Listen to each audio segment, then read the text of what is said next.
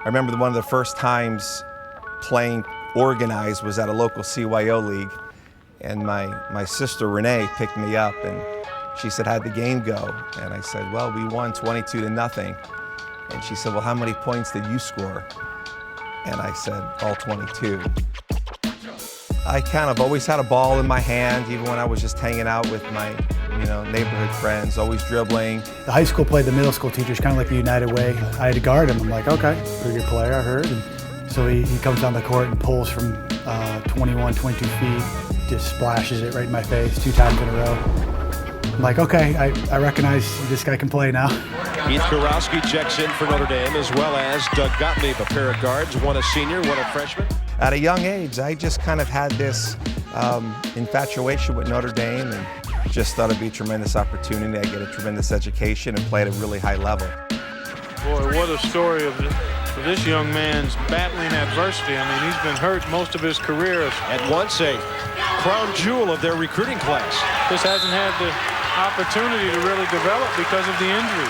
Wow, I never really had the luck of the Irish. I was hurt from day one. He had a lot of injury and health issues, but in talking to Keith, he was recruited, it came down to, I believe, Michigan and Notre Dame. He was recruited to be the point guard for the Fab Five, but he chose Notre Dame. I was in probably 8th grade or freshman year. I played with him live for the first time, but I was completely blown away. He was probably in his late 30s at that point, and I still never played with anyone nearly as good as him. John Adams High School, South Bend. My first head job was as the girls' freshman coach. I won my first game and my last game.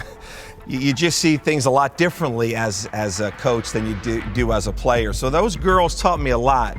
Keith and I kind of came in together. I was on the committee to hire Keith. I got to know him from the start.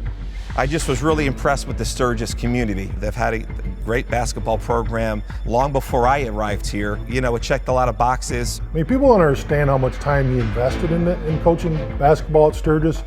You lived way over in the other side of Cass County and over in Granger, but he would drive here every day. If a kid wanted to work out, he would be here.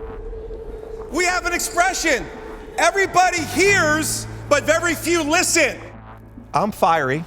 I could at times wear my emotions on my sleeve. God almighty. Golly. 2-1-2. 2-1-2. You want to try running Kansas low stack fist again? Nope. Back, Plymouth, 2-1-2 or 32. 32, flash, 32. I think I'm a player's coach, though. A lot of people see me on the sidelines and they think I'm really a hard coach to play for. I think I have a good relationship with the players I have coached.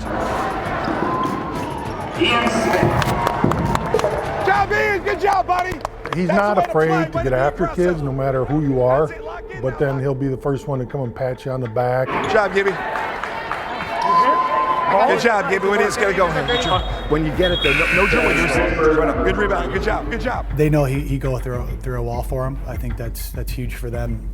Conversely, going through a wall for him. Yeah, people ask how it is coaching with Keith. I say, hey, he's a genuine guy. He wears his emotion on his sleeve, and he is who he is. He scouts better than probably any other coach in the state. He really knows everyone, every single team.